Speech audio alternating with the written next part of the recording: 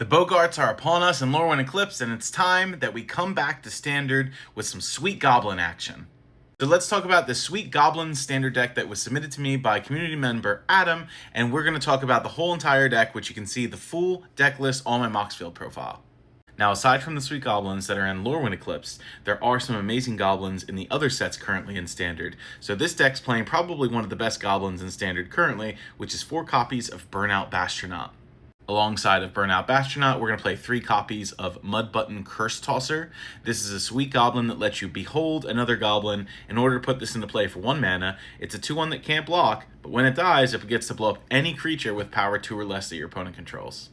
And to help us out some more in the 1-drop slot, we got 3 copies of Stadium Headliner. This card from Tarkir Dragonstorm allows us to create a 1/1 when it attacks that sacrifices at end step, presumably, but also dubs as a removal spell.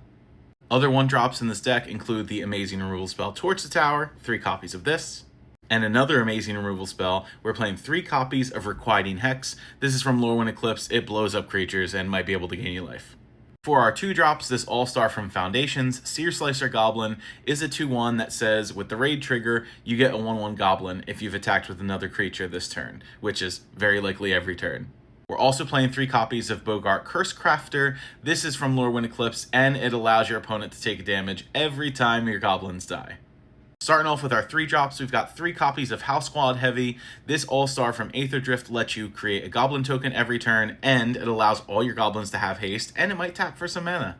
We get to play 3 copies of Taster of Wares, also new from Lorwyn Eclipsed, that let you exile cards from your opponent's hand, and if you exile an instant or sorcery, you get to cast it later.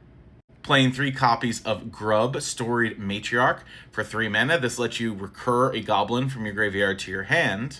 And on the flip side, allows you to make copies of goblins that you have.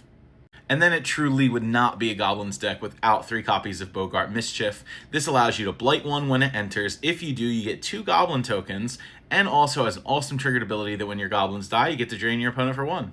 And would this truly be a Goblin deck without 2 copies of Krenko Mob Boss? I think not.